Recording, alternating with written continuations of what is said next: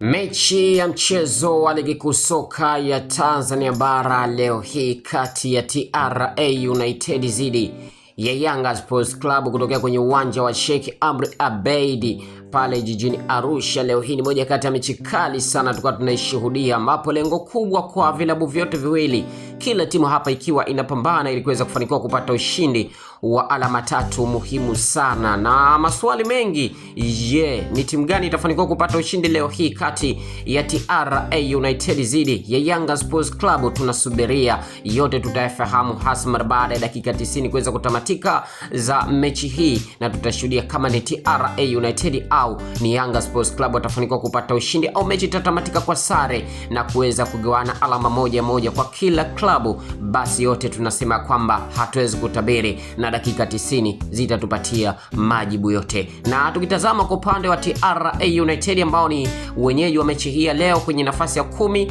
alama 19, na kama atashinda leo hii alama 22 watafanikiwa kufikisha. Lakini kwa upande wa Yanga Sports Club ni nafasi ya kwanza, alama 39 na 6 kumnazi, lakini kama watafanikiwa kushinda mechi leo atakuwa na alama takribani 39 za kikamilifu zaidi. Na hivyo basi moja kwa moja tunasubiria matokeo ya pande zote mbili kwenye mechi hii ya leo ya ligi kuu soka ya Tanzania bara ama NBC Premier Soccer League kwa msimu wa 2025-26. Kikubwa na kuomba endelea kwa nasi kwa mengi zaidi, na hii ni mechi kali sana ambapo tulikuwa tunaendelea kuishuhudia kutokea kwenye uwanja wa Sheikh Amri Abeid pale jijini Arusha. Kikubwa usahau kusubscribe YouTube channel yetu ya Chuma Online TV, na mimi sina mengi zaidi kusema. Asante, na hii ni Chuma Online TV.